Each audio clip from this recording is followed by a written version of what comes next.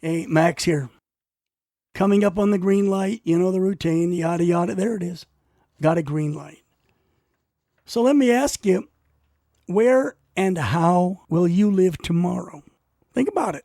Are you going to be homeowners, tenants of the state, that is, or are you going to be tenants of some landlord or major corporation? Or maybe just one landlord jackass who likes to mess with you. Where are you going to live? How are you going to live? Turn on the TV set. What do you see? Ad after ad. Guys saying, "Hi, I'm with ABC Home Buyers, and I want to buy your house." And you listen to them. They'll buy any house, from a hole in the ground to a skyscraper. Cash. We'll give you a fair cash offer. You got to ask yourself a question. Where are these guys getting that money? This guy in a wrinkled t-shirt and a dirty baseball cap, he is not the guy with that kind of money. Where the hell is it coming from? It's pretty obvious these guys are shills. They're corporate goons. They're out there up front to protect the actual corporation from anybody knowing who the hell they are. You know, companies like this, with operations like this, they have layer upon layer upon layer of anonymity. It could take you a year just to find out who in the hell is providing the damn money. And if you dig too deep, well, maybe the next deep digging will be to throw your body. That's another matter. We'll get into that some other show. You got huge corporations, unlimited money. Why are they doing it? Why are they buying up all these residential properties? Well, let's see. It could be for profit. They're going to resell it, flip it for more. They're going to rent it out, get a lasting income, or they're going to let it sit, as millions of homes are, empty, vacant, tax write-off to the mother corporation, whatever mothers they may be. Or is it for control over Americans? Is it for the power you have as a landlord over your tenant, or in this case, tens of millions of tenants, plural? You know, by creating a shortage of residential real estate, which is what they're doing by buying all the houses, that drives the price up. It's good for them. The more they buy, the more they're worth. Check that out. These prices have already left hundreds of millions of Americans out in the cold, and they've forced people to rent wherever rental units are available. But what happens for those people who own a home and don't sell? Well, remember, in America, nobody owns a home. Oh, you think you do? Look again. Where's your last property tax bill? Don't pay your property tax, and they will toss your ass in the street and auction your house, and guess who buys it? One of the big corporations that you refuse to sell to. Come on. When corporations buy your house, 30% of the homes they buy will remain vacant for over a year, used as tax write-offs for the corporation.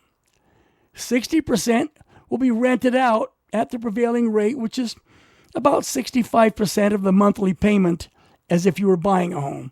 So let's say, for example, you're going to buy a home, 30-year mortgage, 7%. Good luck. You're going to pay over $3,400 a month just in the loan. You're going to pay $3,425 or more for your loan, plus insurance, plus property tax. Do you understand? Well, that $3,400 to $3,500 a month expense can be cut down to about $2,000 if you rent, because $2,055 is about 60 to 65% of what you pay if you're going to buy it. Okay, I'll rent. I can't afford to buy. I'll rent. Yay! And I'll be trapped in here either forever or until they kick my ass out for whatever reason.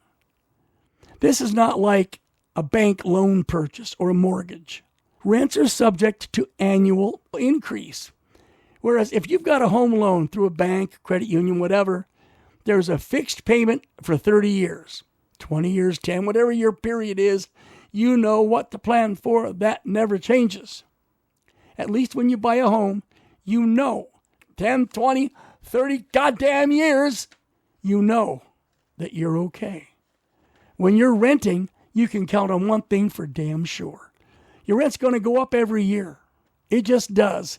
Expenses may not go up for the landlord, but your rent's going to go up. It goes up every year without regulation. Typical annual increases in your high-density suburban housing, it ranges from $120 to about $300 a month increase every year. Where are you going to be in 10 years? 20 years? Screwed. I mean, the one-time escape from this used to be, and sort of is, living in a manufactured home, in a manufactured home community, or living in a trailer park in a trailer. Depending on the quality of facilities, they carry the name manufactured home or trailer.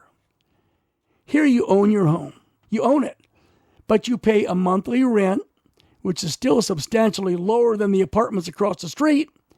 These rental rates, these as well, are subject to annual increases and always at the property owner's discretion. Not far from my home is a nice little, well-maintained manufactured home community. Now, again, I differentiate between trailer parks and communities by how they're groomed, clean of clutter, orderly, okay? But let's talk about this.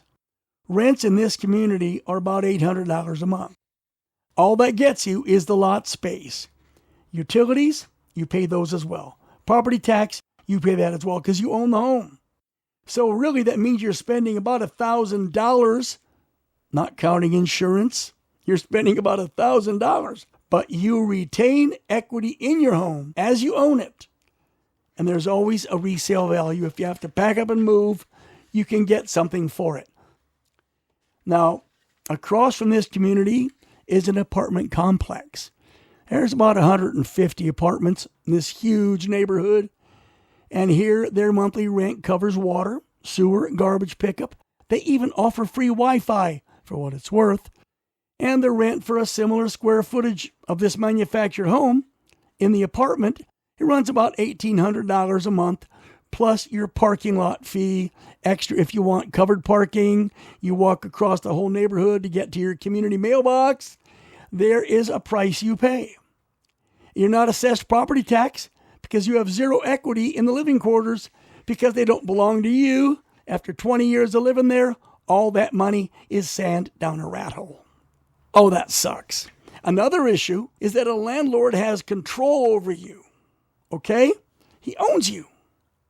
He tells you what you can or cannot display on your porch, what you can hang on your walls, the color of the walls. You can do basically nothing in your home, save by the good grace of your landlord. Good luck with that.